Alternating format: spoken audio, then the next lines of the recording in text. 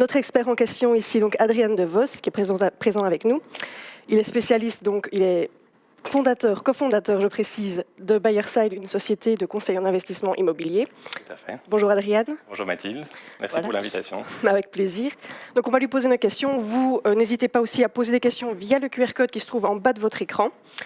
Alors Adrian, on peut commencer tout de suite. Donc aujourd'hui, en immobilier, on sait que la crise du Covid a un petit peu redistribué les cartes. Mais justement, est-ce que pour les investisseurs en immobilier, cette redistribution des cartes change quelque chose au niveau d'acheter de bonne façon, de ne pas se planter, si je puis dire? Alors certains critères clairement ont évolué. Enfin, d'abord, donc l'engouement pour l'immobilier est toujours aussi grand, voire même plus en temps de crise, ça c'est important à savoir. L'immobilier est considéré comme une valeur refuge et donc non fluctuante contrairement à la bourse, générant un rendement toujours très intéressant par rapport à l'argent sur les comptes épargne, qui produisent des rendements même négatifs, et on parle même d'une taxation sur les montants restant sur les comptes épargne. Donc les gens se ruent sur l'immobilier, c'est aussi un refuge contre l'inflation, parce que les loyers évidemment peuvent être indexés chaque année. Alors maintenant, qu'est-ce qui a changé comme critère par rapport aux biens eux-mêmes? On se rend compte que les locataires, ce qu'ils cherchent maintenant, ayant été confinés et dans des petits espaces, ils se disent finalement j'aurais peut-être dû louer des plus grands espaces avec terrasse, proches d'espaces verts aussi. Il y avait une tendance dans le marché immobilier d'aller toujours vers du plus petit, maintenant on va vers du plus grand. Le logement dans la pyramide des besoins généraux des gens en fait est tout en bas de la pyramide, et donc les gens sont même prêts à consacrer un peu plus de budget finalement au logement, parce qu'ils se rendent compte que c'est vraiment la seule chose finalement qui est importante en temps de crise, parce qu'on ne peut pas sortir, on ne peut rien faire d'autre, et donc ils sont prêts à faire des économies sur les autres choses, d'autres dépenses on va dire. Et donc l'investisseur doit se mettre dans la peau du locataire pour aller identifier ces biens-là. Qui sont vraiment de plus en plus importants. Alors on voit aussi qu'il y a énormément de départs en bordure de ville. Avant, c'était les centres-villes qui étaient très prisés. C'est encore toujours le cas avec des magasins de proximité proches des parcs, des espaces verts, proches des transports en commun. C'est toujours très important. Au niveau de la localisation, ça a changé. Mais au niveau de la localisation, maintenant, de plus en plus de gens vont louer en bordure de ville, parce qu'avec le télétravail, évidemment, être dans la ville est de moins en moins nécessaire. Il y aura de moins en moins de déplacements domicile-travail. Donc proche de son lieu de travail est aujourd'hui un critère qui est moins primordial que précédemment. Primordial, en fait. Tout à fait. Et donc, on peut s'éloigner. Et puis aussi, ce critère de vouloir plus grand, avoir un grand jardin, des terrasses, ça aussi, c'est de plus en plus important. Eh bien, on n'a pas toujours le budget pour louer plus cher en centre-ville. Et donc, des gens qui veulent cela sont prêts à aller un peu plus loin, sortir des villes pour pouvoir louer ce type de biens à un prix raisonnable. On dit aussi que pour rester dans une forte liquidité locative, donc où il y a le plus de locataires possible, la plus grosse demande pour le bien, on parle de viser des loyers pas trop importants, jusqu'à 1 000 € par mois par exemple. En moyenne, pour un 2 chambres par exemple, ou voilà, exactement.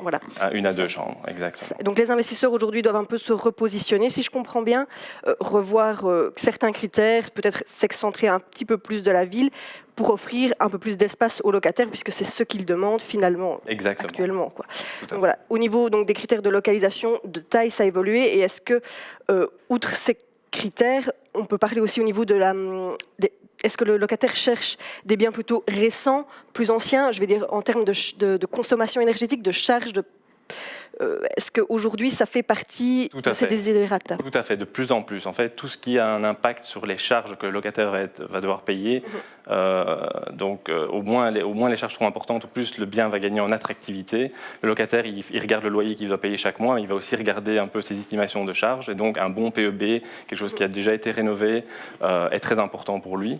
Et alors aussi, évidemment, des petites copropriétés où il n'y a par exemple pas d'ascenseur, va aussi bénéficier à l'investisseur, parce que lui, évidemment, toutes les charges qu'il va avoir, des charges propriétaires, vont impacter son rendement. Voilà, donc c'est important d'aller dans des copropriétés qui ont été bien tenues, dont le toit a déjà été isolé, dont l'ascenseur a sans doute été mis en conformité, et de prévoir évidemment qu'il y ait le moins de charges possible. D'avoir trop de budget, de dépenses imprévues. Exactement, à la charge du propriétaire. Tout comme à la charge du locataire, parce que s'il y a moins de charges pour le locataire, le bien va gagner en attractivité et en liquidité. Il pourra le louer plus cher également. Il pourra même le louer. Effectivement, les locataires qui voient qu'il y aura très peu de charges pourraient même payer un petit peu plus de loyer au propriétaire.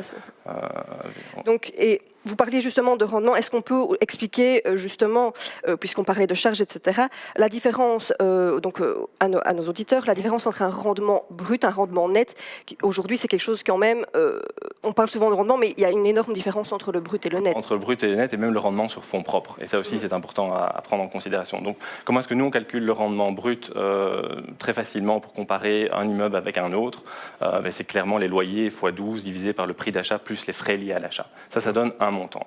Alors, le rendement va dépendre évidemment de la localisation, du type de bien, du fait est-ce qu'il y a des travaux à prévoir, est-ce qu'il va y avoir du vide locatif pendant cette période, etc. Donc, le rendement prend en compte énormément de choses. Et aussi, donc, quand je parle du type de bien, c'est-à-dire une petite unité, un studio qui va être loué meublé, va devoir rapporter plus de rendement qu'un appartement 2 chambres loué long terme non meublé. Pourquoi? Parce que le rendement est intimement lié à la gestion et au travail qu'on va avoir à faire sur le bien. Un investissement bon père de famille va rapporter moins de rendement, mais justement ne va pas générer de soucis. Donc c'est très important de savoir si on a un profil plutôt bon père de famille long terme ou plutôt professionnel, où on veut avoir le rendement plus important, où là on va aller sur des loyers meublés, petits studios et autres. Alors ça c'est le rendement brut. Le rendement net, la différence c'est que quand on fait les loyers x 12 divisé par le prix d'achat moins les frais, il faut aussi, plus les frais, il faut aussi enlever tous les frais propriétaires, c'est-à-dire le précompte immobilier évidemment qu'il faut retirer, les frais de gestion si vous souhaitez déléguer la gestion, des frais de rafraîchissement qui auront lieu tous les 5-10 ans, même dans les parties communes ou autres, et les frais de relocation, chaque fois qu'un locataire va quitter. Alors quand c'est du meublé, il quitte en moyenne chaque année les locataires, quand c'est du non meublé, c'est tous les 3 ans. Donc là aussi, on voit que la différence entre le rendement brut et le rendement net va être impactée différemment, on va dire. Et donc, tout ça sont des éléments, les frais d'assurance propriétaire et autres, tout ça sont des éléments qu'il va falloir retirer des loyers bruts annuels pour calculer le rendement net. Ce qui reste en poche, finalement. Ce qui reste finalement en poche, voilà. Et alors, troisième élément qui est souvent très intéressant, c'est le rendement sur fonds propres. Pourquoi? Parce que l'immobilier, et c'est aussi pour ça qu'il a tant d'intérêt aujourd'hui, c'est que c'est le seul investissement pour lequel on peut emprunter finalement, et emprunter une grosse partie. Et en fait, ce qui est important de voir, c'est finalement les fonds propres qu'on met dans l'opération, à combien travaillent les fonds propres, nos fonds propres. Et là, en fonction du crédit choisi, boulette, amortissable ou autre, et le taux d'intérêt et la durée, eh bien, le rendement sur fonds propres peut être très important, parce que vos fonds propres, grâce au fait que la banque vous a prêté le reste pour acheter un ensemble important, vos fonds propres vont travailler à des pourcentages bien au-delà du rendement brut ou du rendement net. Voilà. Et on a beaucoup parlé d'immobilier résidentiel pour l'investisseur, mais il y a également forcément l'immobilier de niche. Ici, un lecteur se demandait justement, est-ce qu'il y a encore un intérêt aujourd'hui d'investir dans des garages, dans des places de parking, mais on peut aussi se poser la question, investir dans un RE commercial aujourd'hui, alors que la crise du Covid touche de plein fouet les commerces, l'ORECA. Qu'en est-il justement de cet immobilier un peu plus, comme on l'appelle l'immobilier de niche, dans ce contexte de crise? Est-ce que le résidentiel reste la valeur sûre? Faut-il s'écarter de l'immobilier de niche ou non? Alors, en fait, c'est toujours la réponse oui et non dans ce genre de cas-là. Donc, en fait, l'immobilier commercial était déjà en pleine mutation avant le Covid, avec l'e-commerce, etc. Le commerce a déjà pas mal souffert. Alors maintenant, c'est encore pire. Je pense que quand on veut investir dans un commerce, il faut être très prudent aujourd'hui, beaucoup plus prudent encore qu'avant, et se projeter dans une vision long terme. Tiens, est-ce que ce type de commerce-là, à cet endroit-là, est-ce qu'il a encore un avenir à du long terme? Je pense par exemple dans les centres-villes, les magasins de proximité, etc., alimentaires et autres, évidemment les RE pour profession libérale, où l'ORECA aura encore de beaux jours devant eux. Donc si on arrive à les acheter à des bonnes conditions aujourd'hui, eh bien, il y a peut-être un marché de niche justement d'aller à contre-courant pour faire une bonne affaire et se dire quand tout ça réouvre, parce que l'ORECA, avec l'humain, a une vocation sociale, et donc on ira toujours au restaurant et des choses comme ça, selon moi. Donc ces commerces-là vont sans doute perdurer. D'autres, par contre, il y en a énormément qui vont sortir des villes ou qui vont être complètement remplacés par l'e-commerce. Voilà. Et donc ceux-là, ça pourrait être beaucoup plus problématique. Donc il faut très fort se méfier du RE commercial, où il se trouve, quelles sont les possibilités à cet endroit-là. Il faut faire attention. Mais d'un autre côté, toutes les crises génèrent des opportunités. Et donc tout dépend aussi le pour et le contre, le prix auquel on peut l'acheter, etc. pas et les conditions. Il peut y avoir de belles opportunités ou ça peut être une catastrophe si voilà, Exactement. on achète sans... Voilà, pareil avec le bureau, pour l'instant il y a deux vents contraires qui soufflent sur le bureau. Un vent qui prône le fait qu'évidemment les sociétés vont réduire leur surface parce qu'avec le télétravail, tout le monde n'est pas là en même temps et donc les gens peuvent avoir des flex desk et donc avoir besoin de moins de surface au même moment. Mais d'un autre côté, avec le Covid, les règles de distanciation, il faut réécarter les gens et donc ils ne peuvent pas être proches. Bien qu'on pense dans le marché clairement qu'il y aura quand même une réduction de surface, il y a quand même toutes sortes de facteurs qui sont encore incertains aujourd'hui parce qu'il y a des facteurs contraires. C'est pour ça que l'immobilier de niche, pour l'instant, les investisseurs se dirigent essentiellement vers le résidentiel. Voilà. Puisque ça reste la valeur sûre aujourd'hui. Voilà. C'est une valeur refuge. On l'a vu durant encore la crise de 2007-2008 et encore celle-ci. Le prix de l'immobilier reste très stable, contrairement à la bourse, et a même augmenté en sortie de Covid parce que les gens qui n'étaient pas contents chez eux, qui voulaient acheter autre chose, même en occupation propre, faisaient rapidement la démarche de le faire dès qu'ils pouvaient revisiter parce que les problèmes se font sentir et ils veulent changer. Ce résidentiel n'a pas intéressé que l'investisseur, comme on l'appelle le bon père de famille, c'est aussi intéressé forcément en contexte de crise, le professionnel. Mais justement, pour cet investisseur bon père de famille, quand il veut acheter, voilà, aujourd'hui, on peut s'imaginer que parmi nos internautes, on a beaucoup de bons pères de famille qui souhaitent investir.